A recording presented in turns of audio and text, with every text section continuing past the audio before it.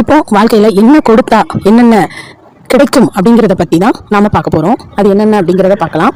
இப்போ பால் நீங்க தானமாக கொடுத்தீங்க அப்படின்னா, ஆலயத்திற்கோ அபிஷேகத்திற்கோ பிறர் குடிப்பதற்காகவோ பால் கொடுத்தீங்க அப்படின்னா துன்பம் நீங்கும். அதாவது வாழ்க்கையில நிறைய துன்பங்கள் இருக்கு அப்படின்னா, சகிக்க முடியாத துன்பங்கள் இருக்கு அப்படின்னா இந்த பால் கொடுக்கறதுனால துன்பங்கள் நீங்கும். எப்படின்னா அந்த பால் காய்ச்சி அதுல ஏலக்காவை போட்டு நீங்க அந்த பால் ஏலக்காய் பால் சக்கரை போட்டு கொடுத்தீங்க அப்படின்னா அந்த பால் கொடுக்கறதுனால உங்கள் துன்பங்கள் நீங்க ஆரம்பிக்கும்.